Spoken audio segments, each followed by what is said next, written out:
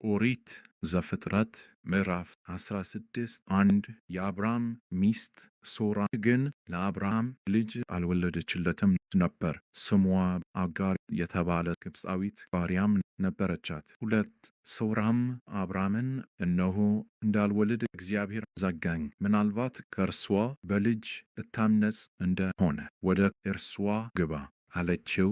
3 አብራምም የሶራን ቃል ሰማ። አብራምም በከነዓን ምድር 10 ዓመት ከተቀመጠ በኋላ የአብራም ሚስት ሶራ ግብፃዊት ባሪያዋን አጋርን ወስዳ ለባልዋ ለአብርሃም ሚስት ትሆነው ዘንድ ሰጠችው።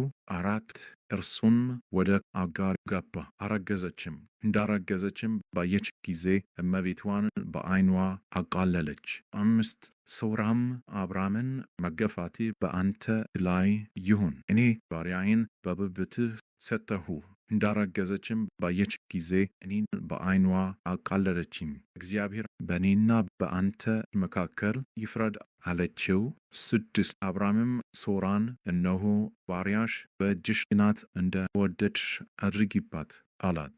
ሶራም ባሰቃየቻት ጊዜ አጋር ከፊቷ ኮበለለች። 7 የእግዚአብሔር መልአክም በውሃ ምንጭ አጠገብ በበረሃ አገኛት። ምንጩም ወደ ሱር በምትወስደው መንገድ አጠገብ ነው። 8 እርሱም የሶራ ባሪያ አጋር ሆይ ከወዴት መጣሽ? ወዴትስ ትሄጃለሽ? አላት። እርሷም እኔ ከእመቤቴ ከሶራ የኮበለልሁ ነኝ አለች። 9 የእግዚአብሔር መልአክም ወደ እመቤትሽ ተመለሺ፣ ከእጇም በታች ሆነሽ ተገዢ አላት።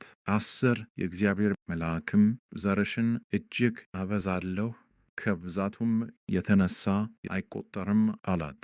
11 የእግዚአብሔር መልአክም አላት፣ እነሆ አንቺ ጸንሰሻል፣ ወንድ ልጅንም ትወልጃለሽ፣ ስሙንም እስማኤል ብለሽ ትጠሪዋለሽ፣ እግዚአብሔር መቸገርሽን ሰምቶአልና። 12 እርሱም የበዳ አህያን የሚመስል ሰው ይሆናል፣ እጁ በሁሉ ላይ ይሆናል፣ የሁሉም እጅ ደግሞ በእርሱ ላይ ይሆናል፣ እርሱም በወንድሞቹ ሁሉ ፊት ይኖራል። 13 እርሷም ይነግራት የነበረውን የእግዚአብሔርን ስም ኤልሮኢ ብላ ጠራች፣ የሚያየኝን በውኑ ሕዝብ ደግሞ አየሁትን ብላለችና።